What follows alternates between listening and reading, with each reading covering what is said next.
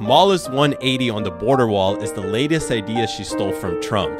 RNC's lawsuit claims Detroit hired 7 times more Democrat poll workers than Republicans, violating state laws. And a Times article says ultra-processed foods aren't bad after flip-flopping on their original article. You're going to get all of this in the next 30 minutes on The Breakaway Show with David and Fabian here. Fabian, you ready to do this? It is. There are some incredible news stories coming out that we need to talk about. And if you're listening at home, the next 30 minutes, you're going to get everything dialed in. So let's do it. Yep. And as always, share, subscribe, like, and let's get this thing rolling. So Kamala's 180 on the border wall is just her latest new flip-flop. She's earned the new title for herself, Flip-Flop Chameleon Kamala. Chameleon Kamala. All of these various things, but never in a million years I would have thought that Kamala Harris and Tim Walz, we got to figure out, like, what does he think about this, flip-flopped on the border wall. So at her DNC speech, Harris pledged to bring back border security bill that was killed in the Senate, which pledged hundreds of millions of dollars of federal funding for a border wall. Now, Fabian, not only that, but I want to give you the timeline of Kamala Harris here as she's flip-flopped on this border wall position, because as early as 2017, she started to talk about the border wall, because obviously that's when Trump was running. I believe she was a senator, if maybe not a senator just yet. 2017, asking taxpayers to pay for a border wall is a terrible idea. 2018, funding Trump's unrealistic border wall would be a gross misissue of taxpayer money. 2019, Trump's border wall is stupid. 2020, as I said, Trump's border wall is a complete waste of taxpayers' money and wouldn't make us any safer. 2021 becomes border czar and lets millions of illegals in. This proceeds in 2022, 2023, just for us to hear in 2024 at the DNC speech, build the wall. There's also something else that Tim Walz said. Tim Walz said something to the effect of, if you make it a 25-foot wall, I'll bring a 30-foot ladder. Effectively saying it doesn't matter. Let's just get over it.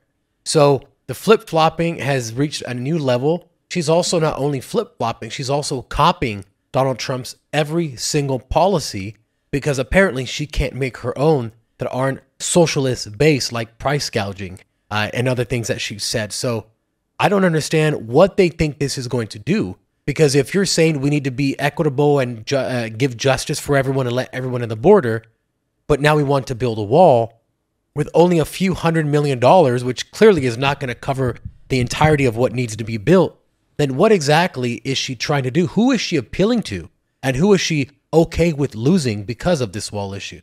I think that what they're doing is trying to play a smart political game to where they're trying to appeal to moderates, especially those independent voters that they rely on in order to win the election, by having Kamala be this moderate individual all of a sudden, while Tim Walz continues to appeal to the very extremist ones. Because I know for a fact Tim Walz isn't sitting there and is thrilled about the fact that Kamala just said that we're going to build a wall. And I don't think that he would have signed on to this ticket knowing that before. So I think it's actually a strategic plan behind the scenes there to try and make it seem as though that there aren't this extremist ticket. Because again, I've made this claim multiple times now.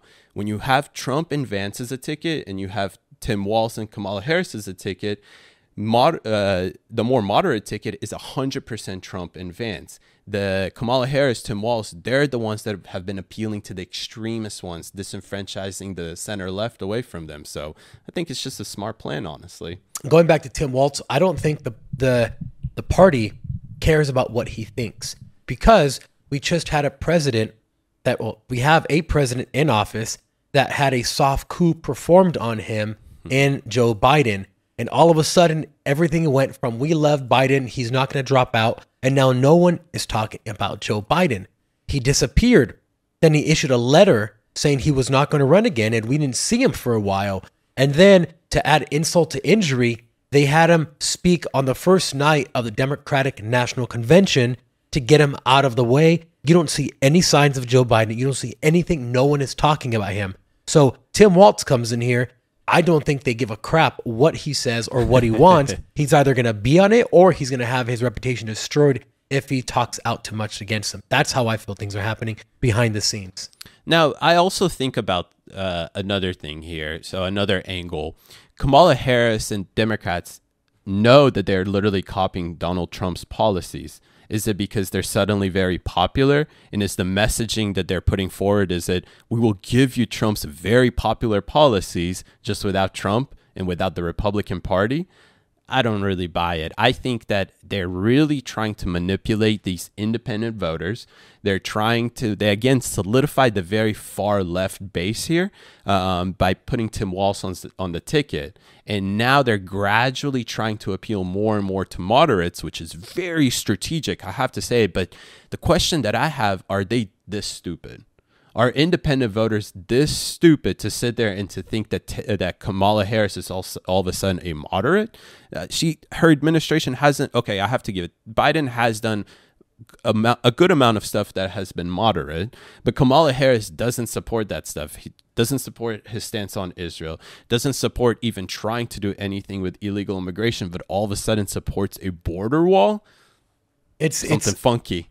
I have to go back to the point that you made, that they're probably seeing the polls, seeing what matters to voters, and then seeing what else they could propose to siphon votes away from Trump. The price gouging didn't work. Nothing she's done has worked. It's only gotten worse for her. So instead of proposing more socialist policies, she's trying to go maybe to the right a little bit just to appease those voters. We all know nothing is going to happen at the border that's good if she takes office. We know this wall will never get built in a million years. We know she was against it. And the sad thing is, going back to John Kerry, who was, as far as I remember, the original person who they called a flip-flopper, he was destroyed because he made one little flip-flop or one little lie. And it wasn't a small lie, but it was a lie. Kamala Harris literally lies about everything and then says, oh, actually, I want to do it now. Not only that, but we know these are not her policies. We know there's people are telling her what to say, which is even more scary because who are you actually running against? It's not even a candidate at this point. It's literally the deep state, this machine that is making her look presidential when we all know, we all see the raw videos of her cackling like a goose, not knowing what she's saying, giving us this socialist word salad. And that makes it even scarier because we're not only fighting against one person, we're fighting against the system. Absolutely. To build off on that, in 2014, 35% of voters see the border crisis as the country's #1 issue. And a majority of Americans, 53% of them, support a border wall. So Harris wants to look like she does as well. And that's not the only MAGA idea she's taken over. She's copy-pasted the no taxes on tips policy that Trump has been speaking about at rallies since June. She's also proposed a $6,000 child tax credit, embracing an idea the left has been slamming Senator J.D. Vance for. All of this various stuff, and I think you're absolutely right that is she. I don't. The one benefit that she has is that as she continues to flip-flop like this, she doesn't still have anything on her website as an official policy platform. And obviously it takes months and months to establish an official policy platform in depth and whatnot. But that's the advantage she has right now. That she puts all of this various stuff out, sees if it appeals to people. And if it does, she keeps it on as a talking point. And so do the surrogates. And that's why you'll probably hear, it'll be funny if I'm right on this prediction, that within the next 24 to 48 hours, the surrogates on CNN, MSNBC are going to start parroting this talking point of, we need a border wall. We've been wanting a border wall for a while. We're the ones that are actually going to pass legislation to get it done. We're going to tackle illegal immigration, all of this various stuff just to appeal to moderate voters. Think about this. We're living in a world where the presidential candidate for a major political party doesn't have a policy. And it's 70 days away from the election. 69 now. 69. That should never be a thing in American politics. Aside from that, she hasn't given one sit-down interview. Yeah, and the sit-down interview that she's going to finally have, guess what she's doing? She dragged her running mate along with her, Tim Walz, which I think just speaks to the fact that the party is so inconfident about putting her at the forefront. But she is the name at the top of the ticket, and they don't feel comfortable enough putting her to a one-on-one interview. That's how bad she is, that every time in the last 3-4 weeks that she's talked to the press without a teleprompter. It was absolute word salad. What did she say the other day about like MLK? It's like, it's MLK, so we're celebrating, or not celebrating, but we're embracing, or I don't like. I don't what even is she understand. talking about? And then when she gets flustered, she just starts cackling, and that's her way to get out of it. And so for some reason, the people around her start clapping whenever she laughs because they think that's like a cue. Maybe it's like this little dog whistle for them to clap, and they've been trained to do that. It's despicable that in this day and age we have a politician running for president who is so completely inept. And I've said this before.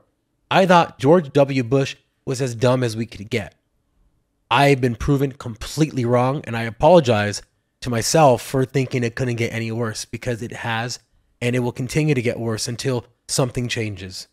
Fabian, before we close this off, I just continued to reading that article, and I didn't realize just how much flip-flopping has happened in just the last week. So Tuesday, Harris's top campaign aide emailed the news that Harris doesn't want to ban non-electric cars, without actually disavowing the bills that Harris backed in the Senate to outlaw them as soon as 2035. Mm-hmm. Just more and more stuff and I bet if I just continue reading more and more of this, it'll be hilarious. But they reference this as the chameleon strategy is a pure spin on Biden 2.0 agenda. Yep. And with that, go ahead, Fabian. Sorry. No, I'm just saying she's literally, this is that meme of Mr. Bean where he's trying to copy the other person's paper and they're looking at him and he's trying to pass a test, but he doesn't know the answers. He's just straight copying them. Yeah, no, exactly. Yeah. Well, in other news, why don't we jump into this processing foods thing? So Fabian, take it away. So in other news, Time Magazine has just released an article. Believe it or not, this is not satire, this is real.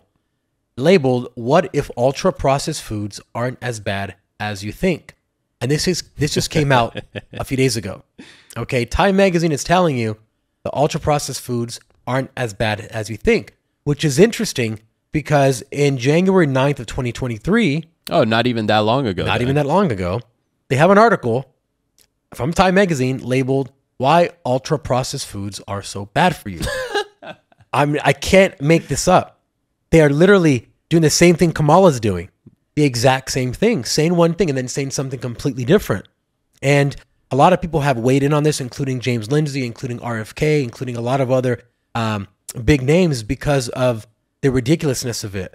So let me kind of read what some people said about it. So James Lindsay said, "I am once again reminding you that Time Magazine is owned by Mark Benioff, who is closely tied to the World Economic Forum and its agendas." RFK also came out and said, "Yeah, what if? And what if ultra-processed foods are worse than you think?" Someone that RFK tweeted, Casey Means, actually wrote a very good paragraph and said, kind of labeled out or spread out the playbook for the Democrats or for the left, and said, "Mainstream media playbook.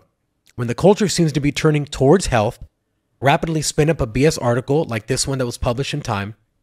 Number one, seed confusion. Confusion is key. It makes us doubt our convictions about healthy food. Key here is bringing in experts who contradict the science and say it's sensationalized or impractical to implement. Number two, normalize it.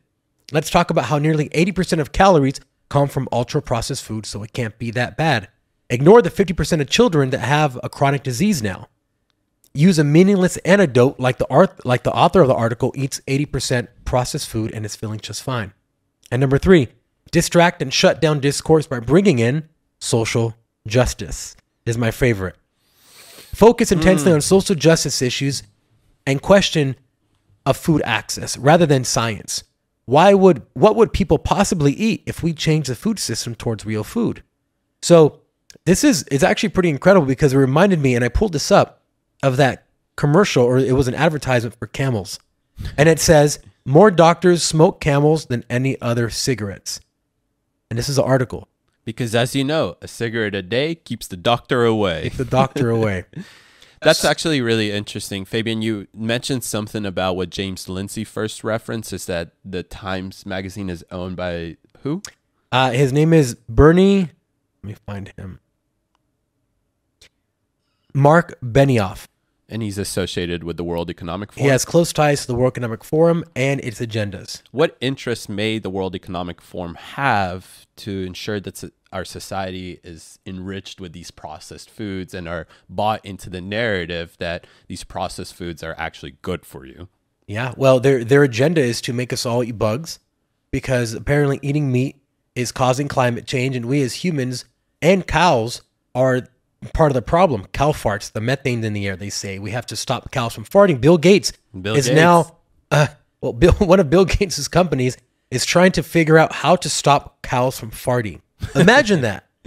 Because apparently cows' farts are making the earth warm. Yeah, and I actually saw that article like a year or two ago, and what he's suggesting is that to feed them certain whatever processed things that he's making, which will make them fart less or completely stop to fart.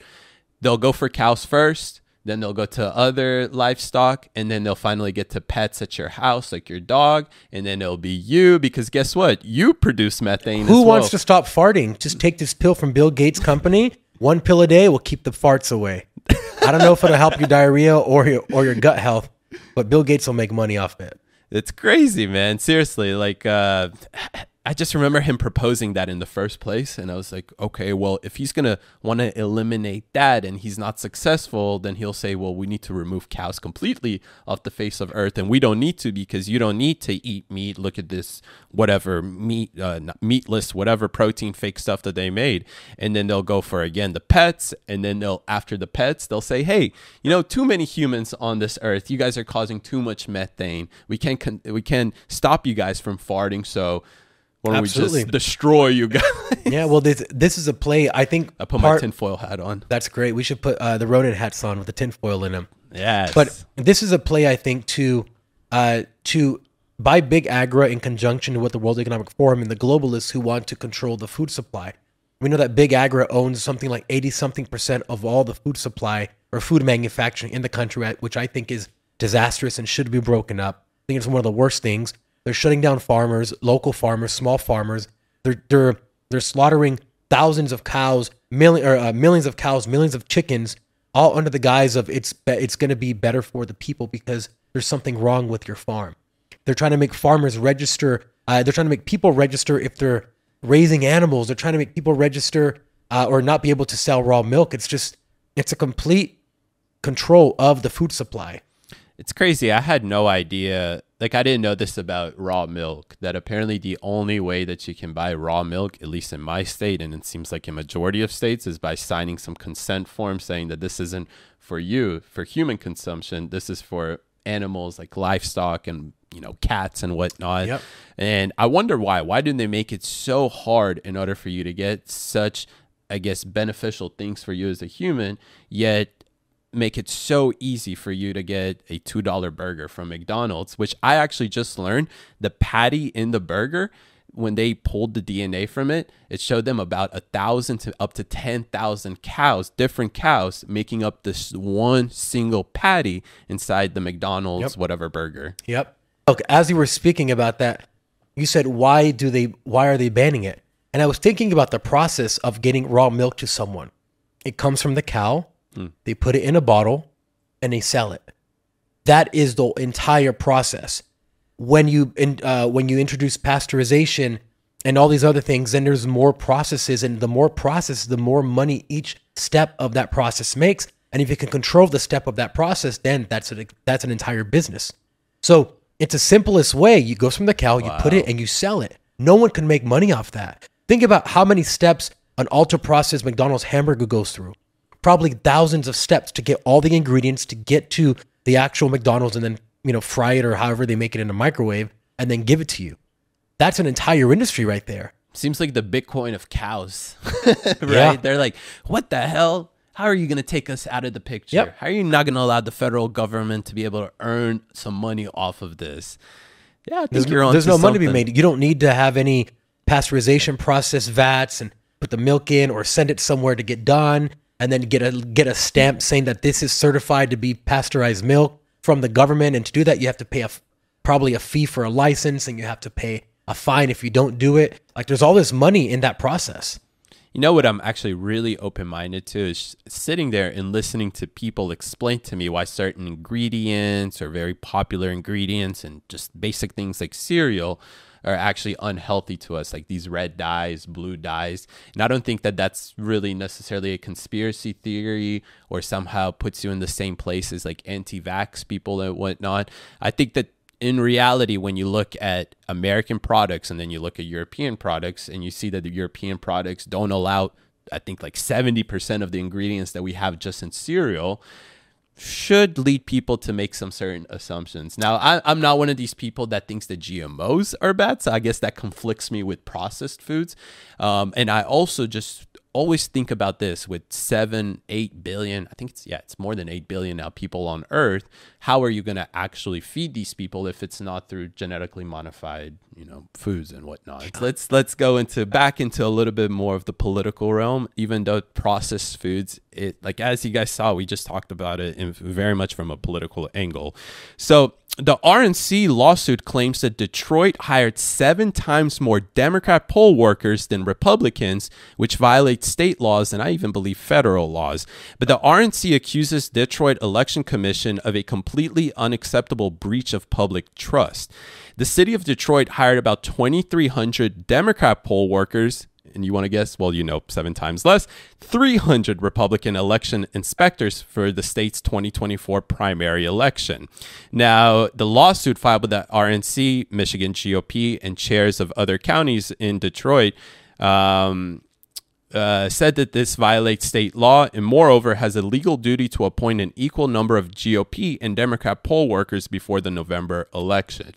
Now, this is the same thing as when Zuckerberg took millions and millions of dollars. It didn't equally distribute it across the state. It just funneled like 75% of it into major blue cities, which what ended up happening is that when they were advertising for Democrats, that meant that they were spending $10 per individual in very, very major cities, but we're spending like 30 cents in rural areas. And we know, obviously, the difference when it comes down to the political beliefs when we adjusted the regions like that. So this is on par with what they were doing when they were funding elections.